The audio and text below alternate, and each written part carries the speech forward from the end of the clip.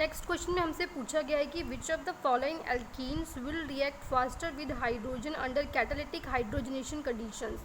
हमें 4 एल्कीन्स दिए गए हैं, हमें बताना है कि कौन सा एल्कीन जो है वो फास्टर रिएक्ट करेगा।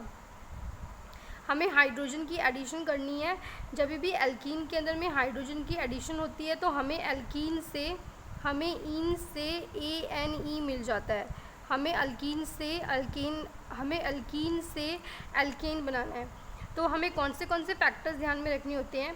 हम सबसे पहले अपने ऑप्शंस को ही ध्यान से देखेंगे। हमारे फर्स्ट 2 ऑप्शंस जो हैं उसमें 2 एल्काइल ग्रुप लगे हुए हैं, पर difference is this that in first they are attached on adjacent carbon atoms and in second they are attached on the same carbon atom, एक ही कार्बन एटम के ऊपर अटैच है।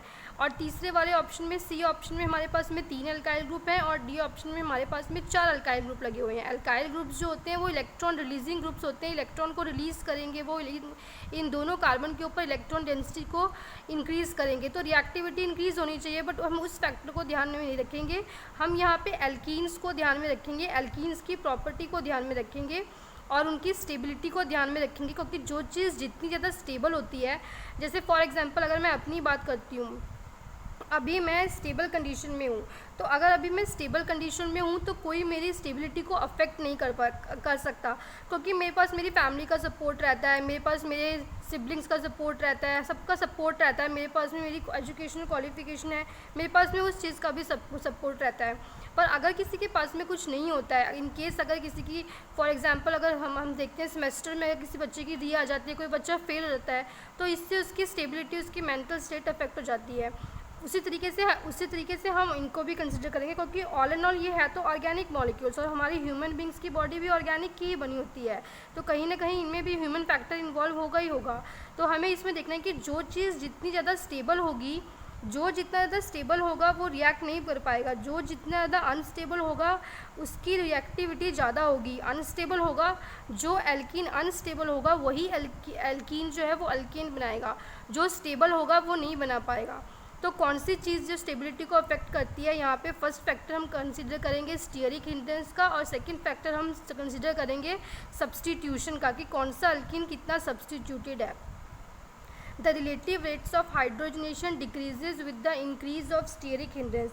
जैसे जैसे स्टीयरिक हिंड्रेंस इंक्रीज़ होगी, जो हाइड्रोजन यहाँ पे अप्रोच हो रहा है उस हाइड्रोजन को डिफ़िकल्टी होगी कार्बन पे अटैच होने पे, क्योंकि ये चारों के चारों एल्काइल ग्रुप्स जो हैं वो इसके अटैचमेंट को रेजिस्ट करेंगे। पर जैसे जैसे हमारी स्टीयरिक हिंड्रेंस कम होती जाएगी, हमारी रिएक्टिविटी जो है वो इंक्रीज़ होती जाएगी। Reactivity relative rates of hydrogenation मतलब वो उस हाइड्रोजन की रिएक्टिविटी की बात ही कर रहा है, डिक्रीज़ होती है हमारे स्टीयरिक हिंड्रेंस के साथ में। तो यानी कि हमारा ये दोनों ऑप्शन तो नहीं होंगे, यानी कि हमारा सी ऑप्शन भी नहीं होगा और हमारा डी ऑप्शन भी नहीं होगा। सेकेंड फैक्टर हम कंसिडर करेंगे सब्स्टिट्यूशन का। जिसके पास में कम सब्स्टिट्यूशन है उसके पास हाइड्रोजन जो है वो ईजिली से जा सकता है, जिसके पास में सब्स्टिट्यूशन कम होगा उसके पास में ईजिली से जा सकता है। लीस्ट सब्स्टिट्यूटेड एल्कीन जो होगा वो लेस स्टेबल हो जाएगा, और लेस स्टेबल हो जाएगा तो वो ईजिली से एल्केन का फॉर्मेशन कर पाएगा। तो मोस्ट स्टेबल एल्कीन जो होगा वो स्लोली मोस्ट स्टेबल जो एल्कीन होगा, मोस्ट स्टेबल एल्कीन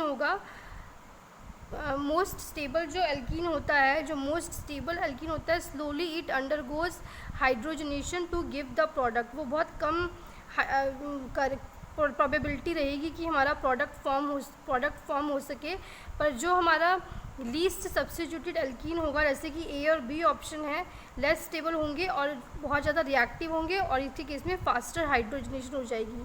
मगर इन दोनों में डिफरेंस क्या है, इसके अंदर में दोनों जो है अल्काइल ग्रुप वो एडजेसेंट कार्बन पे लगे हुए हैं, और इसके केस में दोनों जो हैं वो सेम कार्बन के ऊपर में लगे हुए हैं। तो ये सेम कार्बन के ऊपर में लगे हुए हैं, तो यहाँ पे फिर भी स्टीयरिक हिंड्रेंस होगी इसी 1 कार्बन के ऊपर, पर इसके केस में जो है इक्वल प्रोबेबिलिटी रहेगी। तो एक हाइड्रोजन यहाँ आ जाएगा और एक हाइड्रोजन यहाँ आ जाएगा, और ये डबल बॉन्ड ब्रेक हो जाएगा और यहाँ से हमें एल्केन की फॉर्मेशन हो जाएगी। तो हमारा ऑप्शन ए जो है वो राइट आ जाएगा।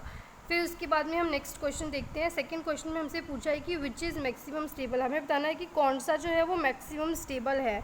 हमें 4 ऑप्शन के सबसे पहले स्ट्रक्चर ड्रॉ करने हैं। हम स्ट्रक्चर ड्रॉ करेंगे सबसे पहले 1 ब्यूटीन 4 कार्बन एटम, 1 पोजीशन पे डबल बॉन्ड लगा हुआ है। सिस 2 ब्यूटीन सेम साइड पे लगे हुए हैं, अपोजिट साइड पे लगे हुए हैं।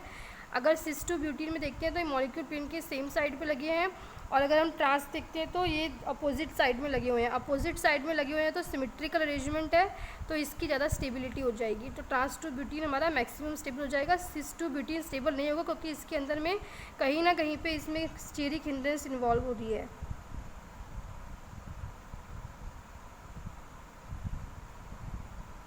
कहीं ना कहीं सिस के केस में स्टीरिक हिंड्रेंस इन्वॉल्व हो रही है, ट्रांस के केस में नहीं है क्योंकि बहुत ज़्यादा डिस्टेंस है इनके बीच में, ऑलमोस्ट 180 डिग्री का इंटरेस्ट कह सकते हैं, तो ये मैक्सिमम स्टेबल हो जाएगा।